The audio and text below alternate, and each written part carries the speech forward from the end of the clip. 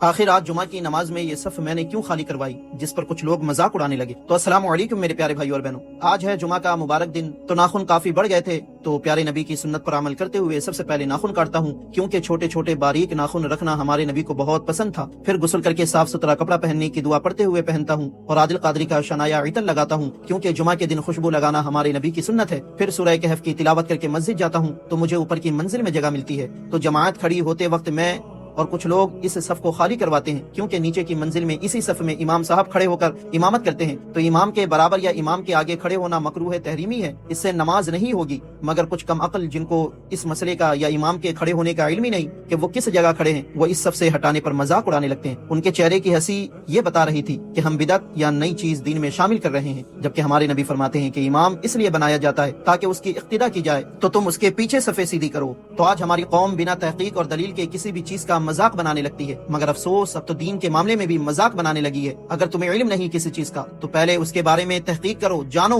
مگر ہر سنی سنائی بات پر سامنے والے کے ہر ایک عمل کو غلط نظریے سے دیکھنا بند کر دو۔ خیر، پھر شام میں اپنے رشتہ داروں سے ملنے جاتا ہوں، تاکہ عمرہ پر جانے سے پہلے سب کی دعائیں لے کر جاؤں، اور دادا جان بھی کچھ دنوں سے پھوپھی کے گھر تھے، تو ان کی دعائیں بھی لینی تھی، کیونکہ ہمارے نبی فرماتے ہیں کہ بزرگوں کی دعائیں لیا کرو، اور میں بھی دادا سے کہتا ہوں کہ انشاءاللہ وہاں جا کر آپ کے لیے بھی آقا کی بارگاہ میں دعا کروں گا کہ آپ کا بھی بلاوا آ جائے، اور میری بڑی خواہش ہے کہ اگلی بار میں آپ کے ساتھ عمرہ پر چلوں، جب تک کہ آپ کا پاسپورٹ بھی بن جائے گا انشاءاللہ۔ تو ہمارے نبی کسی سفر پر نکلتے تو اپنے ساتھیوں اور گھر والوں سے الوداعی دعائیں لے کر جاتے، اور واقعی میں وہ اتنی مقدس، اتنی عزت والی جگہ ہے کہ وہاں کا مسافر بنتے ہی اللہ نے مجھے اتنی عزتوں سے نواز دیا، کیونکہ جس چیز کو یا جسے بھی ہمارے نبی سے یا ہمارے نبی کے در سے نسبت ہو جاتی ہے وہ بھی ممتاز ہو جاتا ہے۔